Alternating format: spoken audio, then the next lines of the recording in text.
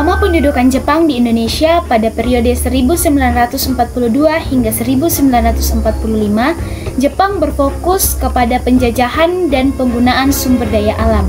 Jepang melakukan pemaksaan tenaga kerja, menindas warga setempat, bahkan melakukan eksploitasi sumber daya alam untuk upaya perang Jepang. Jepang juga mendirikan beberapa markas militer dan fasilitas terkait di Indonesia pada periode tersebut. Jepang juga mendirikan beberapa organisasi semi-militer di wilayah kependudukannya termasuk di Indonesia untuk memperkuat kendali mereka atas penduduk, sumber daya, dan infrastruktur setempat saat terjadinya Perang Dunia Kedua. Organisasi semacam itu dapat membantu Jepang dalam menjalankan administrasi, menekan pemberontakan, dan memastikan penerapan kebijakan penjajahan secara efektif.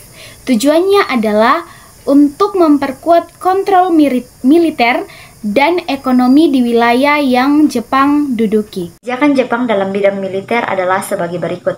Yang pertama, membentuk organisasi semi-militer.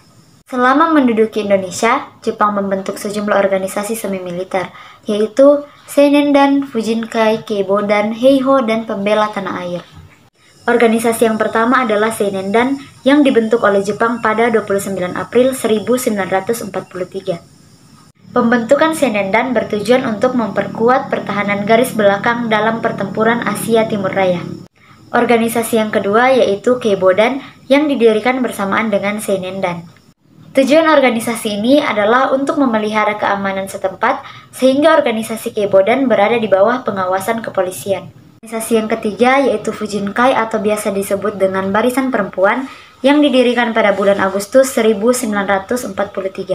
Organisasi ini bertugas untuk mengerahkan tenaga perempuan untuk ikut serta dalam memperkuat pertahanan dengan cara mengumpulkan dana wajib maupun kesejahteraan rakyat. Usia minimum anggota Fujinkai adalah 15 tahun, sedangkan usia maksimum tidak dibatasi. Organisasi yang keempat yaitu Heiho atau biasa disebut dengan Barisan Pembantu Prajurit Jepang. Pembentukan Heiho diumumkan di Jawa pada tanggal 24 April 1943, sedangkan di Sumatera baru diumumkan pada Mei 1943. Program militer Heiho memberi kesempatan kepada para pemuda Indonesia untuk menjadi perwira yang sejajar dengan perwira Jepang. Organisasi yang terakhir yaitu Pembela Tanah Air. Pada 3 Oktober 1943, Seiko Shikika mengeluarkan Osamu Seirei nomor 44 tentang pembentukan tentara sukarela untuk mempertahankan Pulau Jawa yang selanjutnya disebut Tentara Pembela Tanah Air. Yang kedua yaitu membentuk pemerintahan militer.